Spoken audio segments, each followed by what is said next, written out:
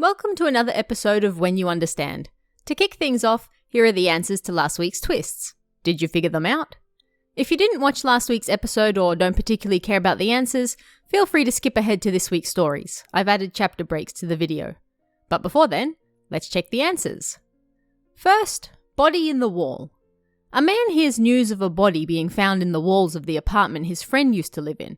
He calls him to ask him if he heard about it, and the man says that he hadn't, but that sure is creepy. He also feels bad for the kid who was found, although that's outweighed by the creepiness of personally having lived in that apartment all that time and not knowing there was a body in the walls. So, what's going on here? The man who saw the news mentioned to his friend only that a body had been found in the walls of the apartment he used to live in. However, the friend referred to the body as the kid. Nobody ever said anything about the details of the body. So how could he have known it was a child unless he was the person who put the body there? Second, the bullied kid.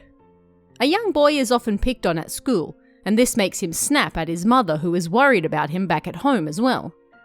Despite that, she makes his favourite lunch for school, but then the bully steals it. After eating it, the bully gets sick and the boy runs all the way home. He finds his mother in tears, surprised to see him, and he's never bullied again after that. So what really happened here? The lunch was poisoned. The boy lashed out at his mother, and, fed up, she put poison in his lunch. But she immediately regretted it, which was why she was crying and why she was surprised when he came home. The reason the boy was no longer bullied after that was because his bully ate the poisoned lunch instead. So, how did you fare with these ones? Did you manage to guess both answers? Let me know how you did in the comments below. And now, without further ado, let's head into this week's first story.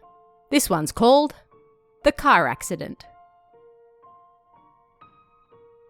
On my way to work this morning, I stumbled across a car accident. It seemed like it had just happened, and there was smoke coming from a car that had crashed into a wall.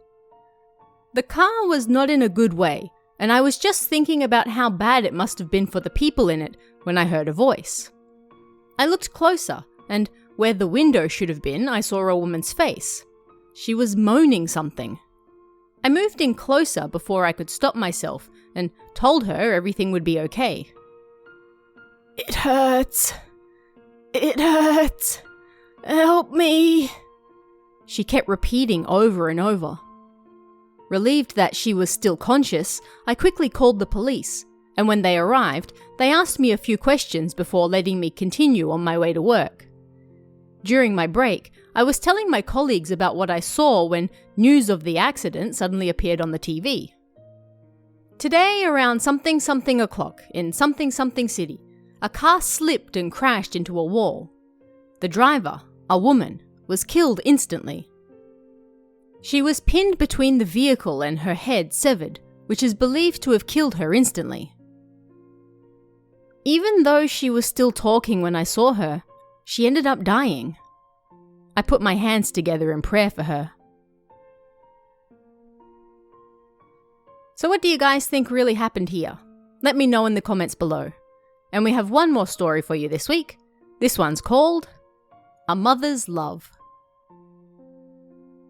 Currently, I'm 20 years old. I failed my university entrance exams twice, so I'm a NEET right now. My younger brother passed his exams for a university in Tokyo and now lives there alone. But recently, whenever he returns home, it feels like he's looking down on me. I hate it. It pisses me off. Unable to stand him looking down at me like that, we finally got into a fight. He was a weakling who always studied, so there was no way I could lose to him. I was much stronger than him and, annoyed, I punched him in the face.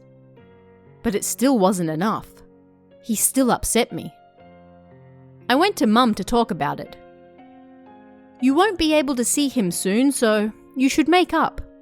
Don't leave any unpleasant memories behind," she said.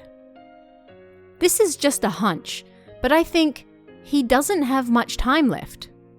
And so, we made up. I didn't want to have any regrets left after he dies. My mother loves me more than him, and recently I've felt that more keenly.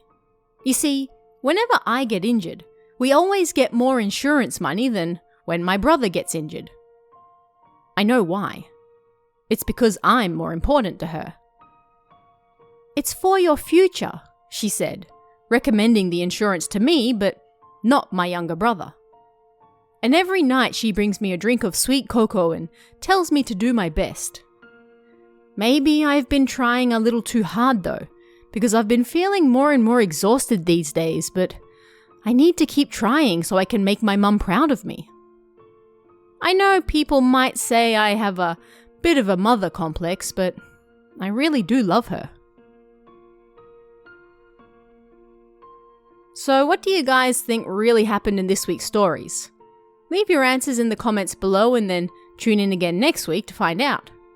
Until then, stay safe guys, and I'll see you again next time.